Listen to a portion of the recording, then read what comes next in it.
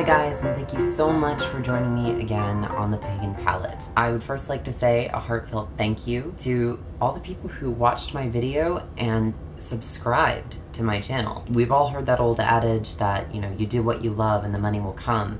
And we all know that that's kind of a crock of bullshit. Maybe for some people it works out, some people not so much, and that's okay. You can still do what you love. I'm doing something that I love and I'm sharing it with people in a market that is decidedly niche of a niche. Why not? There are plenty of weirder things on the internet, so I feel pretty complacent in that. I just wanted to make sure that you all knew that I was very grateful for your interest, and I hope that you continue to find things that you enjoy. Please excuse the setting. I'm kind of in the process of packing things up, ready for a move. You've probably heard from Travis on Pagan Scholar that we're moving to a new place. I'm excited because I'll have a new kitchen, but it's not going to have a gas range, which, you know, is kind of a bummer, but then again, you take the good with the bad. That will be happening in the middle of October, and then suddenly all of this clutter that I see that maybe you can't see, that I'm not even going to show to you because, well, I'm just not that mean of a person, will be gone, and I'm so excited about that. So, what are we going to be doing here today? Well, I figured that I wasn't necessarily going to have to show you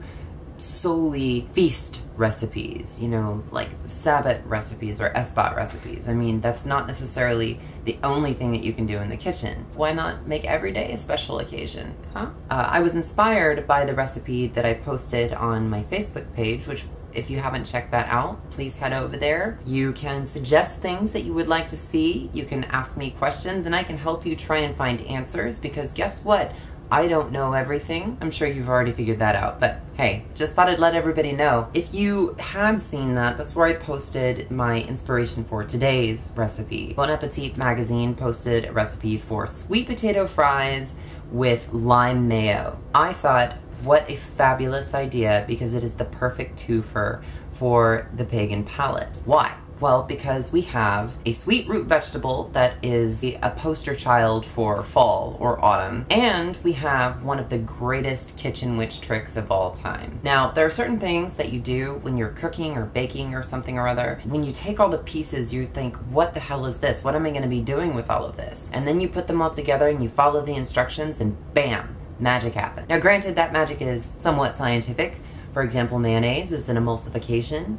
A colloid, I believe it's called. However, it's still pretty magical. And if ever you needed a trick to show people who, you know, came over for a party or something or other, make mayonnaise. If you don't know how, I'm about to show you, so stick around for that. Every culture has a sweet root vegetable that they enjoy. I mean, there's, you know, the sweet potato here. Now, gourds aren't really root vegetables, but they have that sweetness to them and the kind of the similar texture. So, I mean, you know, we enjoy that here in the States. There are various recipes for sweet potatoes in England. I'm pretty sure that I've seen a couple from Nigella, which, you know, she's my food muse, what can I say? I know that Africa has yams. Now, these are like the tried and true, dyed-in-the-wool yams. They look very different from what you or I might recognize as a yam. And that's okay. They're still a sweet root vegetable and people really enjoy them. Various Asian cultures have a special kind of sweet potato. It's a little bit lighter. It's like a white flesh one, but it's still relatively sweet. Every culture has a sweet root vegetable they enjoy. So what are we gonna do? Well, we're going to stick it in the oven and bake it into fries, because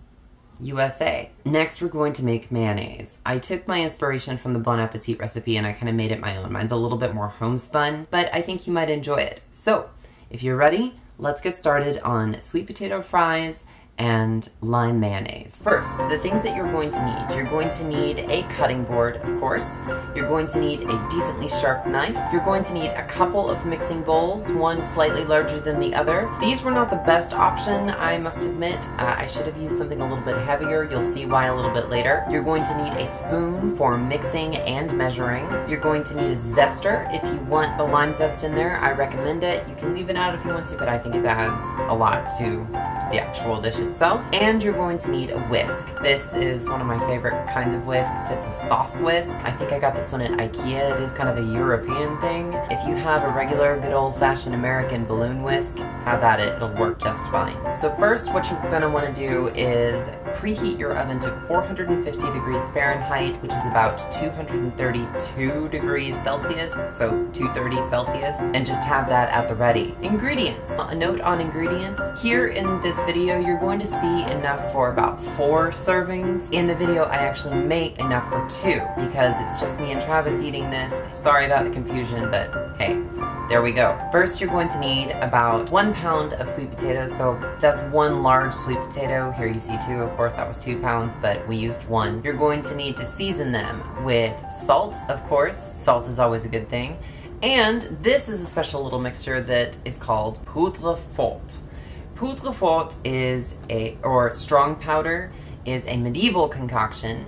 It was basically just a mixture of all of the spices that were really, really difficult to get. I mean, spices back in the day were just more precious than gold in some instances. You brought them together and you had them all together because you wanted all of them in your dishes. Look at me, I use all these spices. In this particular spice mixture, which I made myself based on recipes that I found elsewhere, I believe it calls for something called grains of paradise, which is actually, it's Ethiopian pepper, I believe. I didn't have any of that. You can get it, you can order it online. I didn't do that. I just used melange peppercorns, which is just, you know, white, green, black, pink. There is mace, which is the outer husk of the nutmeg, which tastes like nutmeg, only a little bit lighter. I had regular black pepper, I had cinnamon, I had cardamom, and I believe that was all that I had in there. I put them all in one of my trusty mortar and pestles, ground it up, and this was the result. And now you're going to need egg. We are going to only be using the yolk. Of course, you can save the white for later. Egg whites can be frozen if you choose to do so. Of course, you're going to need some lime because that's part of the second half of this dish. We're going to use coriander or cilantro. Coriander and cilantro are basically the same thing. So if you find coriander, you found cilantro as well. And finally, we're going to need some olive oil, although any flavorless vegetable oil will do. So you're going to choose whether or not you want to keep the skin on your sweet potato. Now, I choose to do so because it helps them stay together a little bit better. When a sweet potato cooks, it kind of breaks down a lot and becomes very, very flimsy, and the skin just kind of helps it fit together better. Of course, there are going to be pieces that don't have them, and they'll still taste just amazing. So it's up to you. I chose to keep the skin on.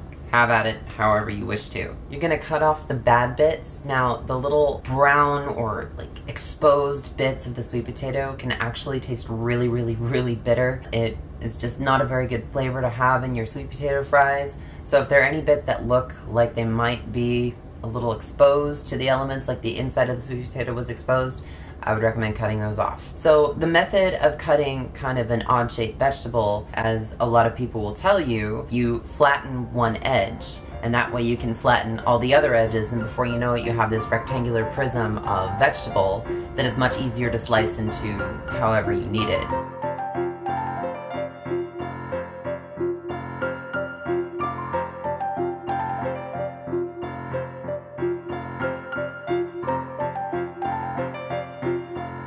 You're going to place all of your finished pieces in a bowl, setting aside, waiting to be seasoned.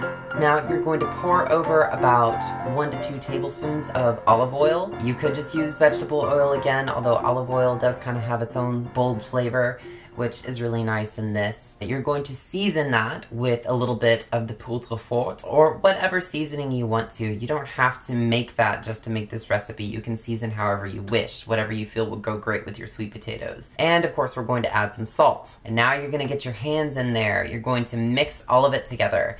Some parts of it will look kind of clumpy on there, and you'll think, oh no, it's never gonna come off. No, it'll come off. Just keep mixing it with your hands, and eventually everything will be nice and coated in kind of a thin layer of oil and spices. Now you're gonna need some sort of baking surface. If you have just a baking pan or a cookie sheet, that's great. I use this baking stone. I do cover it in aluminum foil, and of course I spray it with cooking spray to kind of make sure that everything doesn't stick too bad, because you are going to want to turn these in the oven once you get them in there. You're going to lay your fries out in as thin a layer as possible, trying to keep as much of them completely exposed to the inside of the oven as possible. It'll just help them cook a little bit more evenly. Since they're probably not all the same size, if you get them all the same size, good on you. Tell me your secrets. Though some are going to cook a little faster than others. They might go a little bit brown, but they'll be nice and crispy, and it's really delicious. At this point, you can season them more if you want to. I chose to. I put a little bit more poudre forte on there and salt. And in deference to Nigella, I used pink peppercorns. As she says, you can take the girl out of the 80s, but you can't take the 80s out of the girl. The pink peppercorns really are just quite wonderful. They look like little nuggets of carnelian. And now you're just going to put it in the oven and let it sit for a little bit.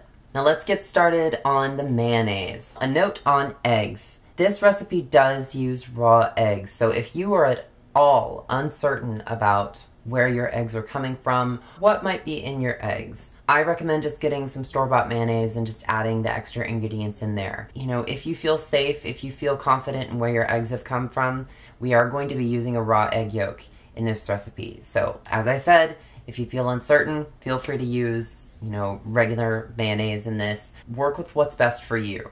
So at this point, you're going to crack the egg and you're going to separate the white from the yolk, because we are just using the yolk for this recipe. You can reserve the white. Egg whites can be frozen, or you can just make yourself a snack on the side while you're waiting for the fries to be done. We're going to put the yolk into a bowl. We are going to zest in some of the lime. Now, you don't have to do this. I think it's really nice. And, you know, why not use up all of the lime? You're going to add about a tablespoon or more, depending upon, you know, how limey you want it, of lime juice. That's about half the lime, so I just squeezed it into there, and I whisked it up a little bit to get it started. And at this point, this is where the magic is going to happen. Be sure when you start out, you have to have something that can pour oil slowly. You're going to want to start whisking, and this is where you see that the bowl was a little light and kind of wobbled around a lot, but, you know, we made it work. You're going to want to start whisking, get the egg going, and then just tiny little drops and dribbles of oil into it, and whisk that up until you can't see it anymore. You don't want to splosh a lot in there, because that will make it separate, and you really can't recover from that. I believe it was Jennifer Patterson of the Two Fat Ladies said that you can add another egg yolk in there and whisk like crazy, and that will save it. But then again, it's like, you know, now you're just making a double batch. You're going to have to use so much more oil, and it's just, you know, it's better to play it safe. Play it safe. So you're just going to be dribbling oil in a little at a time. As it gets a little bit more emulsified, you can add a little bit more oil in there. I think, however, it's safer just to, you know, do a little bit at a time. It just kind of lends itself to the meditative aspect of what you're doing. This whole process is probably going to take a little while. That's why we're doing it while the fries are cooking, because it's probably going to take a little while for it to get the consistency that you want. Stay strong, my friends. Just keep whisking and pouring and whisking and pouring and whisking and pouring, and before you know it, you're going to see that this is turning into mayonnaise. Now, you might not get like a solid white mayonnaise like you'd find in like some big box store. That's a good thing. They have stuff in there that makes it that way. I like this one because I know exactly what's going in there. An egg yolk, and I have olive oil and some flavorings. I don't have any preservatives. I don't have any colorings or dyes or what have you. So I know exactly what's going in there, and I feel good about it. We're going to set it aside, and we're going to get our coriander or cilantro. About a handful, a little bit. You know, it's not too much because you don't want it to just be like a cilantro salad, you know, although that might be nice. You are perfectly fine to take your knife and just chop it like that and keep chopping, but you will come to know that I'm a big kid now and my toys are in the kitchen.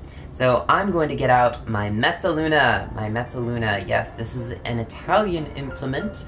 It is basically just a sickle-shaped blade with two handles that you know, rock back and forth on herbs or what have you on a cutting board. And that's what we're gonna do here. Then you're going to take your herbs and you're going to add them into the mayonnaise and just mix them up with the spoon that we used earlier. And then that is going to be placed into a waiting vessel that you can set in the refrigerator while you wait for your fries to finish cooking.